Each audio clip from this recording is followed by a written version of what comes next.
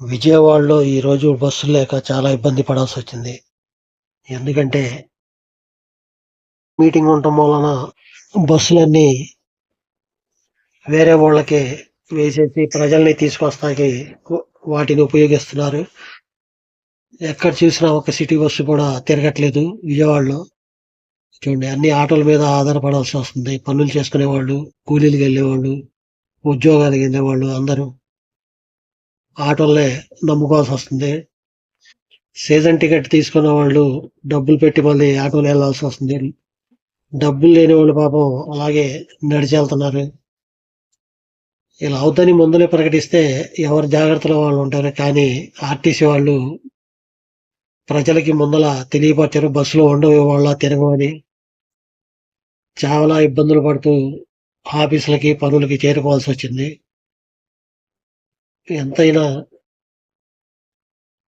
Meeting అన్నప్పుడు కాస్త మనం కూడా జాగ్రత్తగా ఉండటం మంచిది. ఎందుకంటే ఇక్కడ ఏ మీటింగ్ ఉన్నా ఇక్కడ అంతా ఈ సిటీ బస్సులనే ఉపయోగిస్తారు జనాల్ని ఇక్కడికి చేరవేస్తాకి. మనం ఈ విషయం ముందరే తెలుసుకొని మన ఏర్పాట్లలో మనం ఉండటం మంచిది.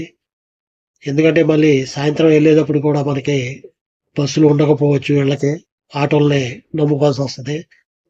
ఇది ఫ్రెండ్స్, ఎందుకైనా మంచిది ఇలాంటి జరిగే ముందర కాస్త ఆలోచించి కనీసం గంటకు ఒక బస్సు కూడా రావట్లేదు. ఎందుకంటే గంట కూర్చున్నాం కానీ మార్కెట్లో, కాళేశ్వరం మార్కెట్లో ఒక్క బస్సు కూడా రాలేదు.